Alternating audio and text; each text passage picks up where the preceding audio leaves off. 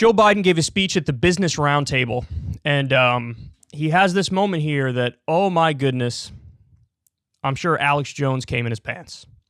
I'm sure the hardcore conspiracy guys, the ones that believe in like every conspiracy, oh, they're having a field day with this one. So he's talking about the war in Ukraine. He's talking about, you know, the way the global system currently works with the U.S. as the world's sole superpower. And he says something very interesting about a new world order. You know, we are at an inflection point, I believe, in the world economy. Not just the world economy, in the world. It occurs every 3 or 4 generations.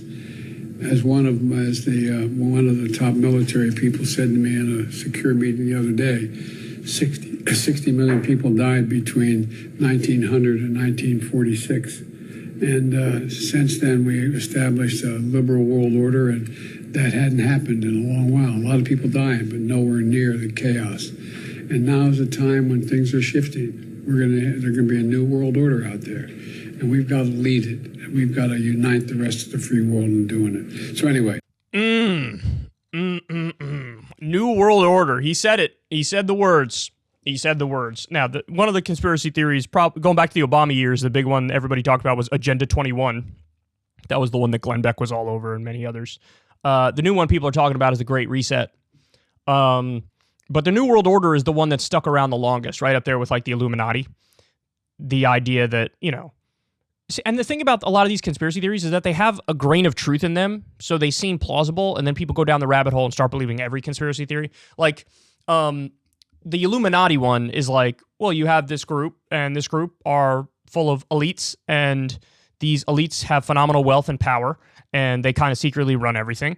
And, I mean, the grain of truth is, elites run everything, but where they're wrong is it's not really hidden. It's out in the open. It's very obvious. You know what I mean? Like when you look at the donor class of politics, you look at billionaires, you look at corporations, it's all right in front of us. They're all just buying politicians with campaign contributions. And then you have the revolving door and they're giving politicians huge paydays when they serve them when they're in office. So the system is just rigged in favor of the powerful and the wealthy. That's obvious, right? So the conspiracy is out there in the open.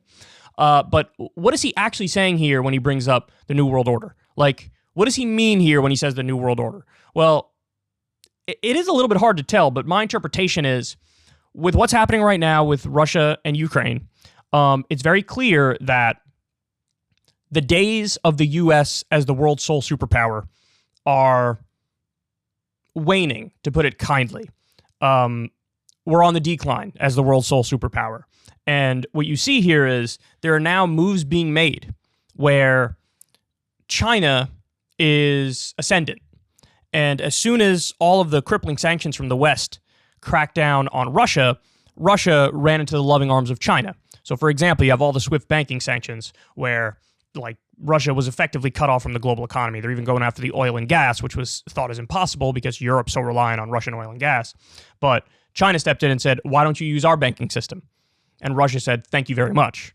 And so if Russia didn't have China to fall back on, they wouldn't even really be able to do what they're doing right now because, you know, they're relatively poor and they don't have the resources and the capability to do a, you know, permanent long-term occupation of Ukraine.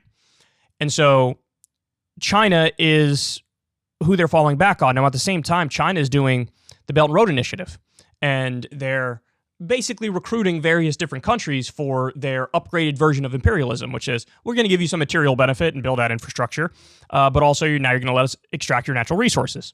So it's like the evolution of imperialism. The way the U.S. did imperialism was, or is, a little bit more primitive. The idea is we prop up puppet governments in various countries where the people who run the country are from that country. So it's like puppet dictators that represent U.S. corporate interests, but they're from that country. So that was our version of imperialism. They have upgraded it even more. Well, what if we actually give you some material benefit through infrastructure building, et cetera, but then we get to, you know, use your natural resources. So that's, again, it's a slightly more appealing version of imperialism to a lot of the people in these countries who are willingly making these deals with China. And then, of course, before us, there was an even more primitive version of imperialism, like, for example, what the British did in India, where they go in there and they're like, you're ours and we're going to control you. And then the further back in time you go, obviously, the more primitive it gets, the more blatant in your face and bloodthirsty the imperialism is. Imperialism is still bloodthirsty. It's just they've found ways to mask it and make it more palatable and give plausible deniability to the fact that it actually is imperialism. But anyway, I think the argument is the post-Cold War international order has clearly crumbled. And he's acknowledging that. But then he says there's going to be a new world order and things are shifting, but we have to lead the free world. So, I mean, I guess my interpretation of that is he views that as the U.S. and the U.K. and France and Germany. So the U.S. and Europe and like Australia and Japan and maybe some others. Like, we need to lead the quote-unquote free countries, South Korea, and effectively serve as a bulwark against the rise of China and their version of imperialism and their version of being a superpower. So in other words, it's no longer a unipolar world. And now it's a multipolar world.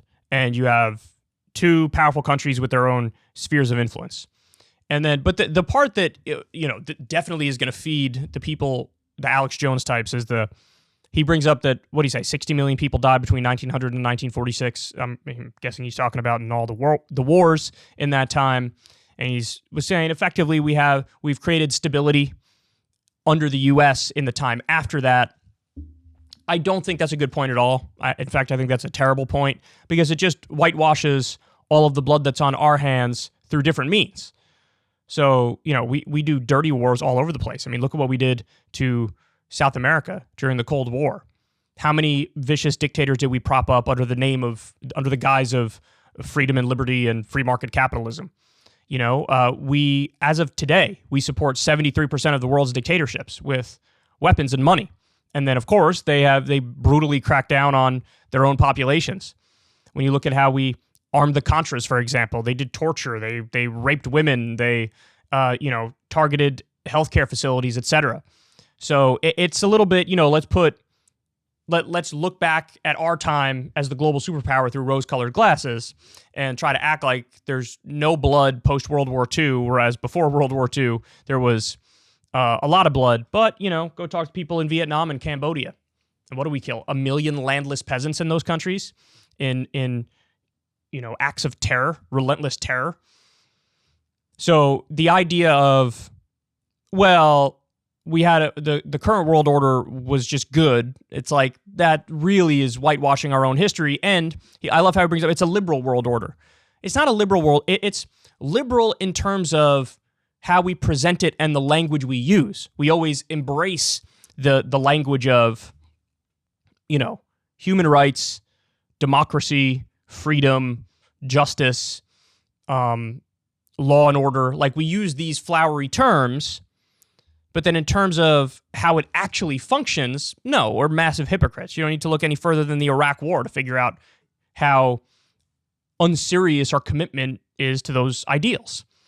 So the idea that we're a liberal world order, I find hilarious. The difference is there is more of like a raw honesty with the barbarism when it's Russia and even to a lesser degree China.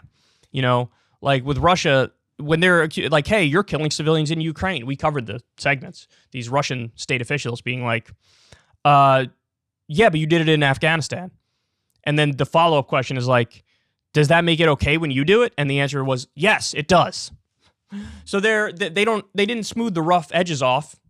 Like, they're not lying, right? But they're also just being openly barbaric, which is also horrendous and terrible. But I think Biden's pointing at the reality that now we're entering a new phase. We're entering a quote-unquote new world order. And the current order is collapsing or has collapsed.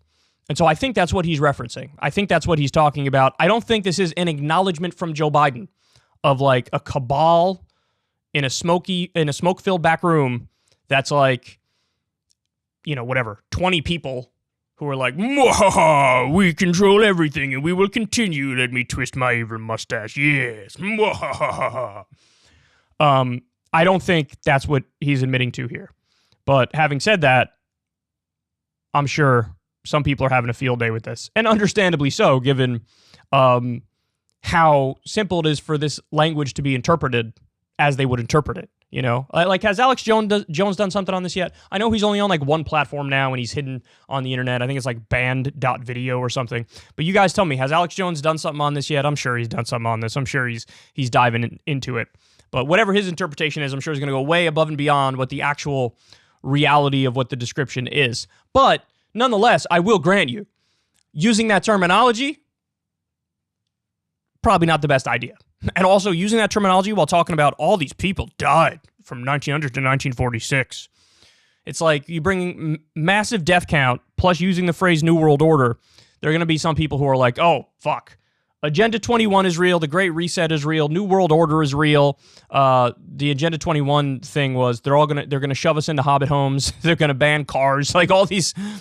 And, what's going to happen is, at least in the West, the things that are most beneficial to the billionaires and the corporations and the donor class, the capitalists, the elites, those are the things that are going to be done.